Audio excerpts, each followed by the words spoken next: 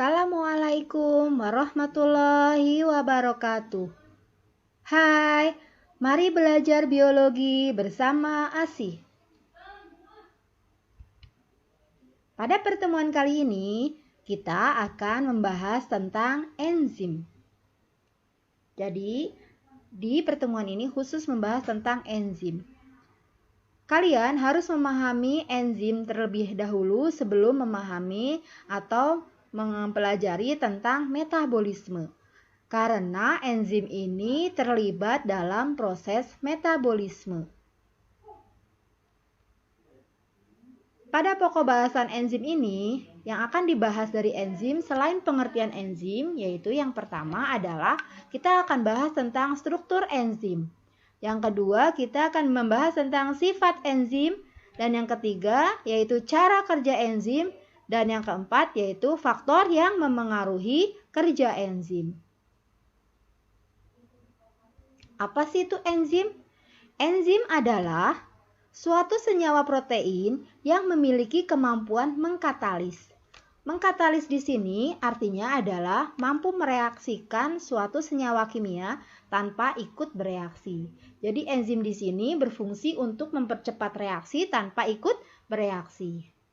Struktur enzim. Secara keseluruhan, enzim disebut sebagai holoenzim. Holoenzim terdiri dari komponen yang pertama yaitu apoenzim yang berupa senyawa protein. Jadi sebagian besar senyawa enzim ini tersusun dari yang namanya apoenzim.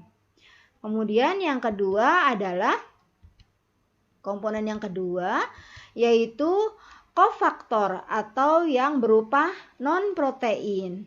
Kofaktor ini dibedakan menjadi ada yang namanya koenzim, ada yang namanya gugus prostetik. Koenzim merupakan senyawa kofaktor yang berasal dari senyawa organik. Sedangkan kofaktor berasal dari senyawa anorganik.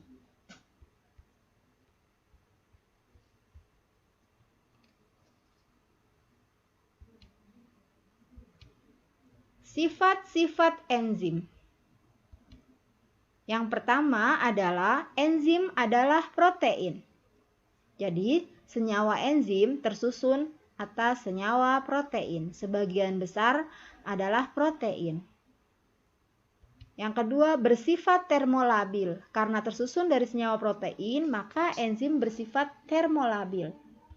Yang ketiga, enzim disebut juga atau memiliki sifat biokatalisator. Biokatalisator di sini artinya adalah enzim mampu mempercepat reaksi tanpa ikut bereaksi. Atau mampu mereaksikan tanpa ikut bereaksi. Kemudian yang keempat, sifat enzim yang keempat adalah bersifat spesifik.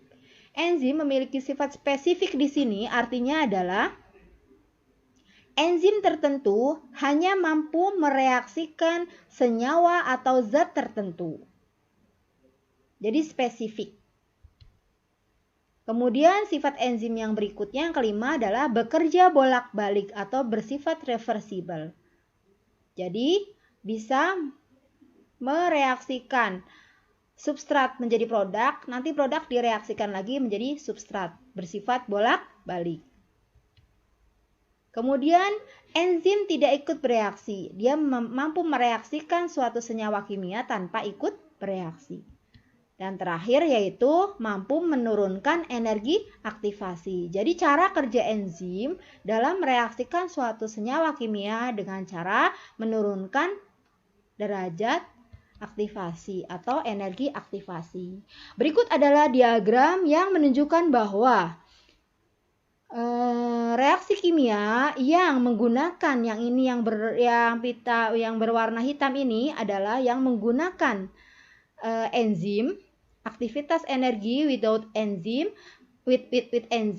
sedangkan yang berwarna merah ini adalah aktivitas energi yang tanpa menggunakan enzim. Jadi, energi yang menggunakan enzim cenderung lebih cepat bereaksi dibandingkan yang energinya lebih rendah dibandingkan dengan yang tanpa menggunakan energi. Begitu. Cara kerja enzim. Yang pertama yaitu lock and key atau kunci gembok. Prinsipnya pada cara kerja enzim kunci gembok ini adalah sifat sisi aktif enzim itu bersifat spesifik dan tidak fleksibel. Artinya bentuknya tetap dan dia spesifik pada substrat tertentu. Enzim tertentu spesifik pada substrat, bekerja spesifik pada substrat tertentu. Berikut adalah contoh gambar yang menyatakan bahwa cara kerja enzim berdasarkan teori lock and key. Di sini yang berwarna putih ini adalah enzim dengan bentuk seperti ini yang sudah spesifik, artinya dia berupa lekuk-lekukannya ini sudah tetap dan tidak fleksibel.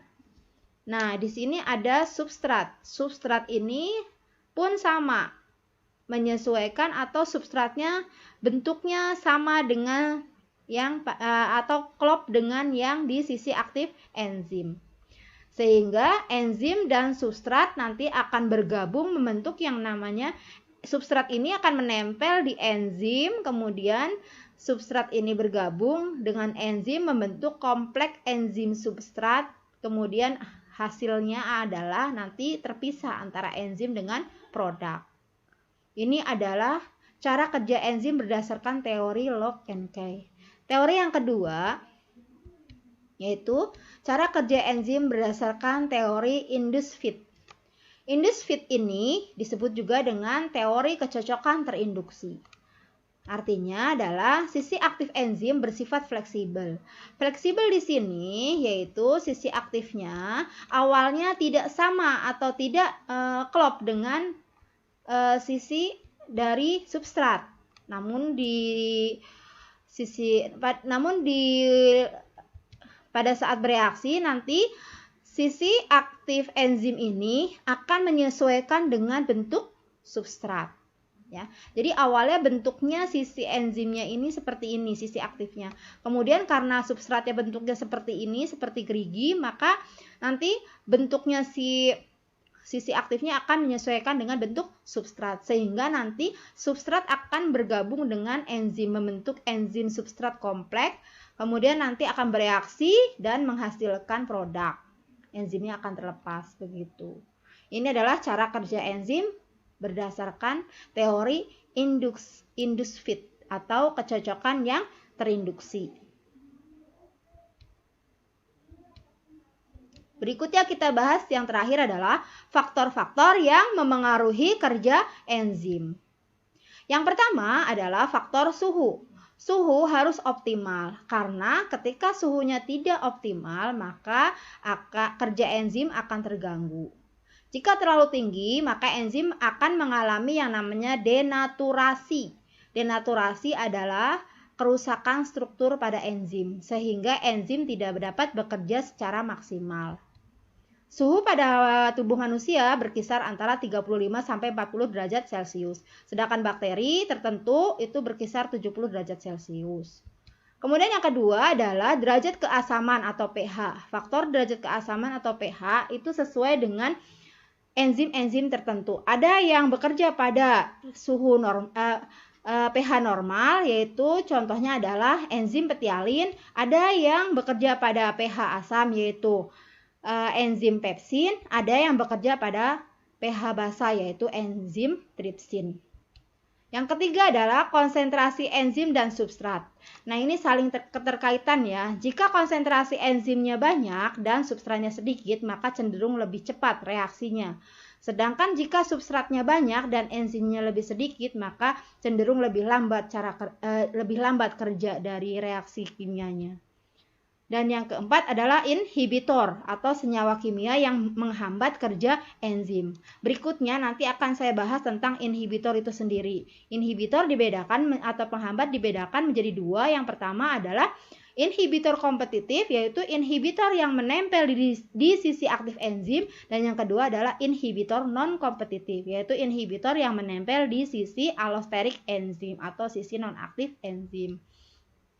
Nah, ini adalah contoh dari gambar dari yang pertama ini menunjukkan bahwa ini adalah inhibitor kompetitif, inhibitor yang dia menempelnya di sisi aktif enzim. Jadi dia langsung bersaing dengan si substrat. Untuk substrat bisa menempel itu akan sulit karena adanya penghalang dari si inhibitor kompetitif ini. Kemudian yang nomor 2 ini adalah inhibitor non-kompetitif.